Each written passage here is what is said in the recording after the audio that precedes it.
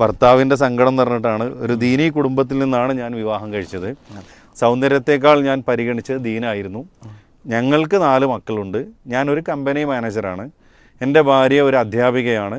ഭാര്യയ്ക്ക് പാട്ടിനോട് ആദ്യമേ വലിയ ഇഷ്ടമാണ്.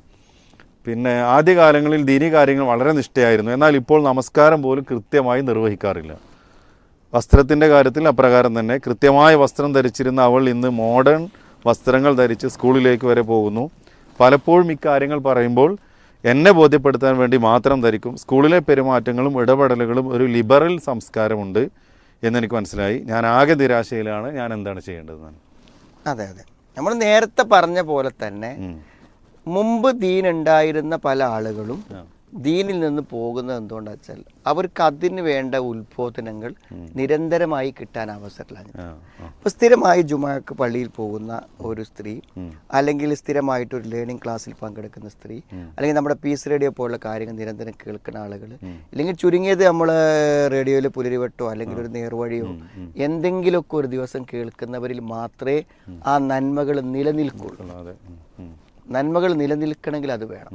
അതല്ലെങ്കിൽ എന്താണെന്ന് വിചാരിച്ചാൽ പ്രതികൂലതകൾ അതെന്ത് ചെയ്യും, വറ്റിപ്പോവും, ഇല്ലാതായി പോകും. അപ്പോൾ അതാണ് ഇവിടെ ശരിക്കും സംഭവിക്കുന്നത്. അപ്പോൾ ആ പിന്നെ ഓർമ്മപ്പെടുത്തലുകളും ഉത്ബോധനങ്ങളും അവർക്ക് തിരിച്ചു കിട്ടുമ്പോൾ അവർ പഴയ പോലെ ആവും. ഇതിപ്പോൾ മുമ്പ് ആയ ഒരാളാണ്, അവിടെ അവർക്കൊരു കുറ്റബോധം മനസ്സിലുണ്ടാവും. പക്ഷെ അവിടെയും നമ്മൾ എന്താ വെച്ചാൽ അവരെ പിന്നെ നമ്മൾ തിരുത്തുന്നിടത്ത് പ്രശ്നങ്ങളുണ്ട്.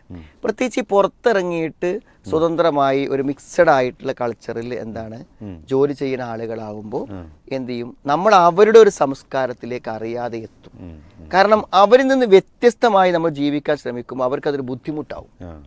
പേര് വരുന്ന എല്ലാ ലേഡി ടീച്ചർമാരും ഒരു ശരിയായ ഇസ്ലാമിക വേഷത്തിലല്ല വരുന്നതെങ്കിൽ ഇവർ മാത്രം ഒരു പർദ്ദി മഫ്തിയിട്ട് പോകുമ്പോൾ അവിടെ പിടിച്ചു നിൽക്കാൻ ബുദ്ധിമുട്ടാണ്. കാരണം അതെന്തുകൊണ്ട് വെച്ചാൽ അവരെപ്പോഴും ഇവരെ പരിഹസിച്ചുകൊണ്ടിരിക്കും. കാരണം ഇവരെപ്പോഴും അവർക്കൊരു ഭീഷണിയാണ്. പുറത്തൊരാൾ കാണുമ്പോൾ ഇവര് മുസ്ലിമും നിങ്ങളും മുസ്ലിം, എന്നിട്ട് എന്താ നിങ്ങളെ വേഷം എങ്ങനെ, അങ്ങനെയുള്ള ചോദ്യം അവരോട് വരാൻ ഇവരൊരു ചോദ്യചിഹ്നമായിട്ട് അവിടെ നിൽക്കും. അപ്പൊ ഏറ്റവും എളുപ്പം എന്താണ്, അവരെയും കൂടിയും ഈ കൂട്ടത്തിൽ കൂട്ടലാണ് ഉണ്ടാവും.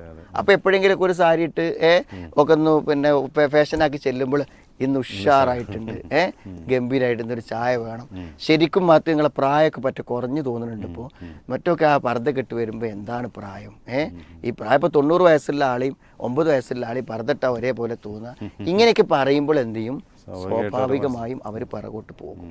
ഇത്തരം ഒരു സന്ദർഭത്തിൽ എന്താണ് ദീനിയായ മോട്ടിവേഷൻ, ഒരു തെതുക്കിറത്ത്, അശ്രദ്ധരായ ആളുകളെ എപ്പോഴും തമ്പീഹ് ചെയ്ത് ഉത്ബോധിപ്പിച്ചു കൊണ്ടിരിക്കണം.